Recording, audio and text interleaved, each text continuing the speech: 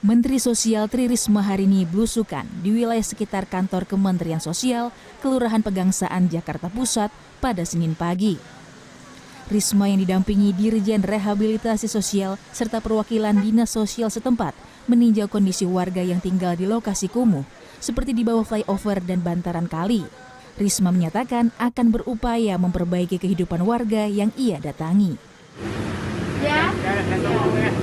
Ya, Bapak di sini ya. Ya, tidur. Ya. Pakai laporan polisi ada. Ya. Ikut saya ya, Pak. Nanti Bapak di sana tetap bisa jadi pemulung. Kenapa? Kalau bisa pulang, oke. Kaget, Risma bisa temukan gelandangan di kawasan elit Jakarta. Dia sekarang pencitraan, kata Rocky Gerung. Dan Ibu Risma menemukan pengemis. Dua-duanya boleh saya sebut insider trading gitu. Artinya ada informasi yang direkayasa sebetulnya.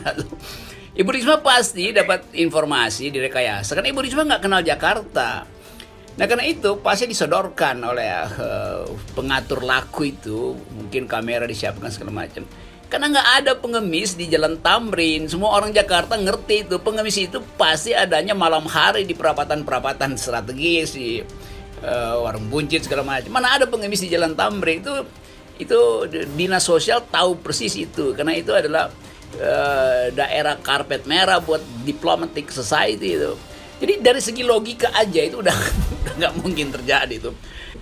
Nah karena nggak mungkin terjadi secara logika, maka orang menganggap Risma sekarang punya pasukan pencitraan itu. Jadi itu konsekuensi dugaan orang. Artinya akan dibuat lagi nanti seperti dulu Pak Jokowi seolah-olah makan dengan rakyat, ternyata sebetulnya di set up secara sempurna, lalu terlihat gambar aslinya bahwa sebetulnya itu adalah fake atau dibuat-buat segala macam tuh. Cara melambaikan tangan juga dibuat-buat, dipasang orang di pinggir jalan.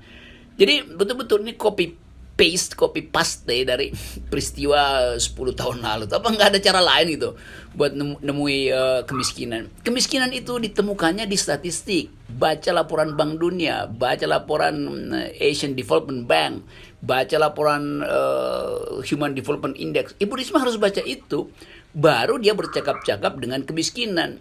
Bukan dengan tunggu orang miskin disodorkan baru dia bercakap-cakap. Jadi ada panitia pengumpul pengemis sekarang di Jakarta tuh. Jadi hati-hati Bu Risma, harusnya tinggal di kantor, pastikan bahwa nggak ada pengemis bansos yang berpura-pura untuk jadi volunteer, kemudian mengkorupsi lagi uang bansos. Jadi bersihkan gorong-gorong di kantor Bu Risma, lalu kasih sinyal pada partai PDIP yaitu partai Ibu Risma supaya jangan jebloskan dia lagi di dalam peluang untuk korupsi. Itu sebetulnya yang mesti dilakukan. Ya.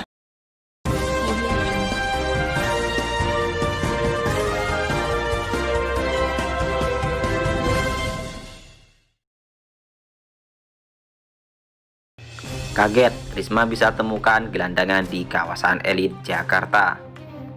Dia sekarang pencitraan, kata Rocky Gerung. Baru-baru ini nama Menteri Sosial pilihan Presiden Jokowi, Tri Risma Harani, menjadi buah bibir di tengah masyarakat lantaran dapat menemui gelandangan di kawasan elit Jakarta.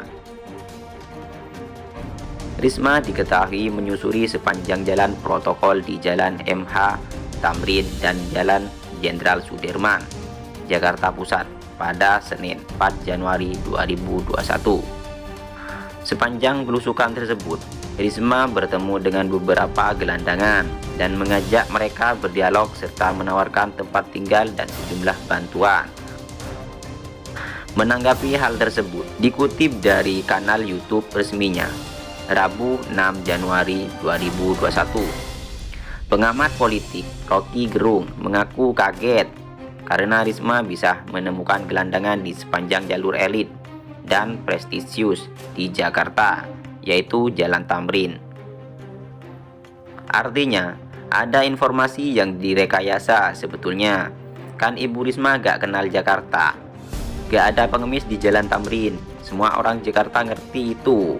Pengemis itu pasti adanya malam hari di perempatan-perempatan strategis, di warung buncit dan sebagainya, ucapnya.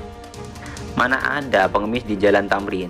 Itu dinas sosial tahu persis itu, karena itu adalah daerah karpet merah buat diplomatic society, katanya. Oleh karena itu, dari segi logika saja, ia menilai kejadian tersebut sangat tidak mungkin terjadi dan menimbulkan prasangka-prasangka negatif di tengah masyarakat. Karena gak mungkin terjadi secara logika, maka dianggap Risma sekarang punya pasukan pencitraan itu, tuturnya. Menurutnya, dugaan pencitraan tersebut muncul kembali lantaran konsekuensi tindakan Risma yang dinilainya telah kelewatan selaku Mensos. Satu kabinet lagi ketawa itu, karena kabinet yang sudah lebih dahulu ada di Monas. Mereka itu bolak-balik ikuti jalan itu kan, pagi-pagi lewat situ. Mereka tahu gak ada pengemis di situ, tuturnya. Perlu diketahui, ternyata di kolong jalan tol Waru ke Tanjung Perak, Surabaya, Jawa Timur, ada sekitar 175 kepala keluarga yang berdiam. Namun, mereka tidak pernah dikunjungi Risma saat menjabat sebagai wali kota Surabaya selama 2 periode.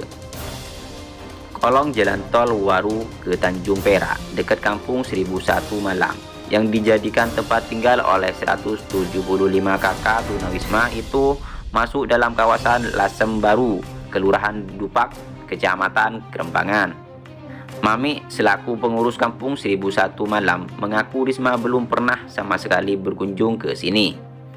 Namun dia menyebut yang pernah berkunjung adalah wakil wali kota Surabaya, Wisnu Sakti Buwana, yang kini menjabat PLT wali kota Surabaya, menggantikan Risma yang saat ini menjadi Mensos. Yang sering itu Pak Wisnu. Hampir setiap tahun kegiatannya itu sahur bareng, tapi sekitar 3 tahun ini tidak kesini, ucapnya. Jadi dari segi logika aja itu udah nggak mungkin terjadi itu. Nah, karena nggak mungkin terjadi secara logika, maka orang menganggap Risma sekarang punya pasukan pencitraan itu. Jadi itu konsekuensi dugaan orang.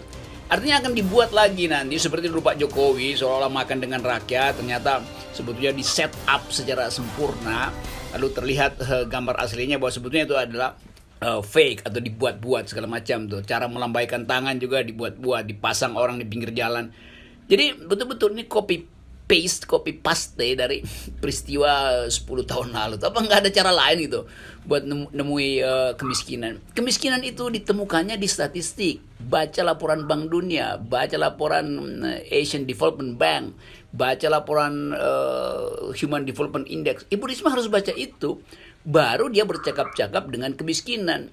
Bukan dengan tunggu orang miskin disodorkan baru dia bercakap-cakap. Jadi ada panitia pengumpul pengemis sekarang di Jakarta tuh.